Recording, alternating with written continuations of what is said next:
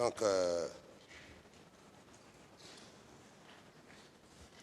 Monsieur le Président, je termine en vous demandant de faire une précision par rapport à une situation. Par rapport à une situation. Je voudrais que vous précisiez à l'attention du tribunal qui a besoin d'être convaincu. Le tribunal qui a besoin d'être convaincu que vous n'êtes pour rien à ce procès. Vous n'avez aucune responsabilité pénale dans ce procès. Je voudrais que vous précisiez ça à l'attention du tribunal, qui a besoin d'être convaincu sur votre situation pénale. Oui, mais comme je l'ai dit,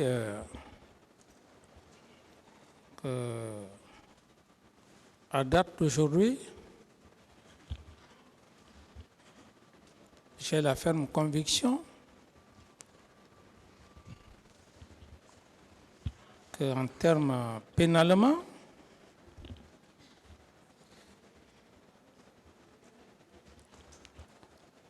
tout ce que les gens sont en train de dire, j'ai la conviction juste de la patience afin que le président du tribunal et assesseur fasse la lumière. C'est comme tout examen.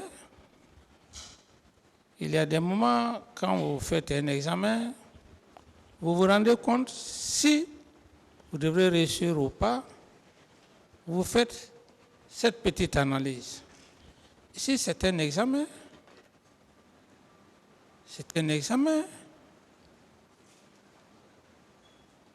Depuis le début du procès, je suis en train d'apprendre. C'est un examen pour moi. Donc, j'ai la ferme conviction que ce tribunal,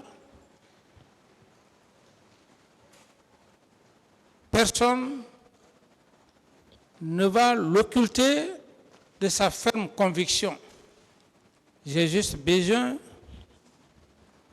de me calmer, de rester serein. Et c'est tout ce que j'ai besoin. Maître. Très bien, Monsieur le Président. Est-ce que vous pouvez conclure en ces termes? Si vous pouvez conclure en ces termes. Monsieur le Président, distingué assesseur, je ne suis pour rien par rapport aux événements du 28 septembre. Deuxièmement, je ne suis pour rien. Je n'ai jamais donné l'ordre à aucun militaire, à aucun citoyen de se rendre au stade du 28 septembre, où vous n'étiez d'ailleurs pas conviés. C'est deuxième. Troisièmement, Monsieur le Président, j'ai besoin de votre clémence. Monsieur le Président, j'ai besoin que justice soit faite. Je vous remercie, Monsieur le Président. Est-ce que vous pouvez conclure comme ça, à l'attention du tribunal? Oui, comme je l'ai dit, maître, que j'ai la ferme conviction que je suis devant l'honorable président et assesseur pour la manifestation de la vérité et que consciencieusement, je n'ai donné aucun ordre à qui que ce soit. Encore mieux, personne ne m'a vu donner des ordres. Si c'était le cas, mon seul plus grand adversaire, si je peux me le permettre, c'est M.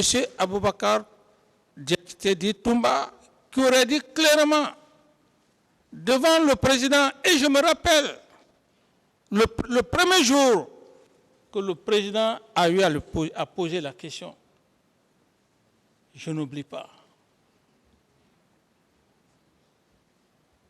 Qui vous a envoyé au stade? Quand les gens pensent qu'on est là, qu'on ne retient pas, j'ai la plénitude et je rends grâce à Dieu. Il a dit clairement devant M. le Président et assesseur que ce n'est pas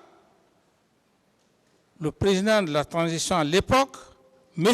Camara, qui m'aurait envoyé au stade, et encore plus loin, qu'il n'a vu M. Camara, il n'a pas vu M. Camara donner des ordres à qui que ce soit. Partant de ce fait, maître, et comme je l'avais dit, parce qu'il nous semble que nous ne connaissions pas réellement les rouillages du tribunal, j'avais fait un schéma, maître, j'avais fait un schéma croyant que j'étais aussi un peu pénaliste, mais je fus recadré. Mon schéma consistait que je reste dans le cadre, les faits pour lesquels je suis devant le tribunal, complicité. Mais par la sagacité de l'auguste tribunal, je fus recadré. Autrement dit,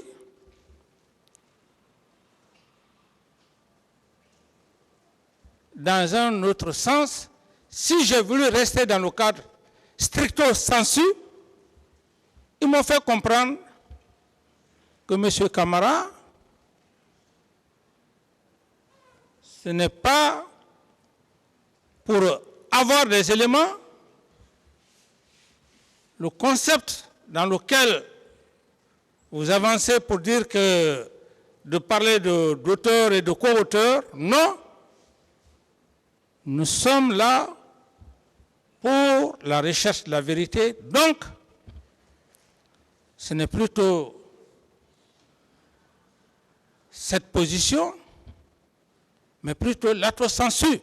Ça veut dire qu'on peut prendre toutes les questions afin que leur religion soit éclairée.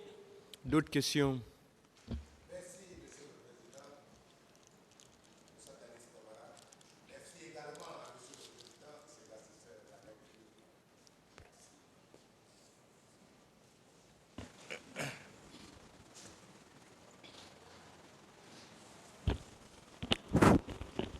Merci, Monsieur le Président, Messieurs les assesseurs.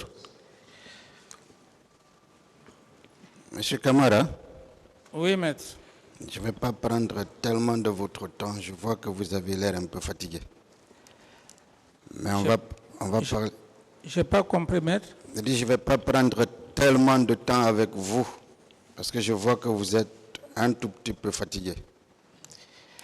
Mais on va revenir sur 3 choses essentiellement. La première chose, c'est ceci. On va parler de votre supposée sortie de votre bureau le 28 septembre 2009 par ce qu'on a qualifié d'issue, de porte de secours et même de cachette pour vous rendre, pour être à Marokana, mais dans un tout autre registre, pour montrer l'impossibilité pour vous ce jour-là de sortir sans être vu. On va aller. Est-ce que l'issue dont on parle, qui est au niveau de votre bureau ou de votre chambre, est-ce que cette issue donne une ouverture hors du camp de Alpha Yaya? Je parle de la grande clôture d'Alpha Yaya. Cette issue, non maître, cette issue, si on doit sortir par cette issue, on ne peut pas survoler le camp Alpha Yaya. Il faut devoir traverser les 7 barrages pour la sortie. Monsieur le Président, on va aller pas à pas. Je suis d'accord, on ne peut pas sortir sans les barrages. Mais est-ce que l'issue déjà sort dans une cour liée directement à la présidence? Parce que la présidence était logée dans le camp Alpha Yaya, puisque depuis le début, on parle uniquement du camp Alpha Yaya.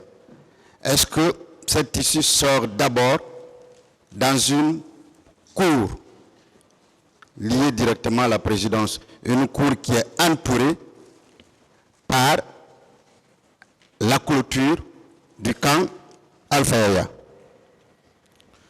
Ce sont des bâtiments construits, maître. Oui. Lesquels bâtiments, et l'issue dont on parle, il y a même une route qu'il faut emprunter pour joindre l'autre côté des barrages. Donc l'autre côté encore de la présidence, n'est-ce pas? Toujours.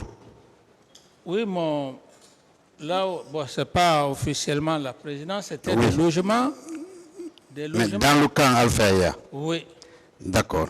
Est-ce que dans ces conditions-là, vous, président, pouviez sortir justement sans traverser ces barrages de sécurité et sans traverser le camp?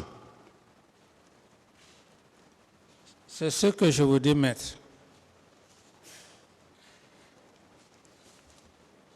À l'intérieur où j'ai habité à l'époque, il faut obligatoirement passer par les barrières. Ça veut dire qu'on ne peut ni se cacher, ni se camoufler, passer sans être vu par qui que ce soit. C'est bien cela? C'est bien cela, maître. Parfait.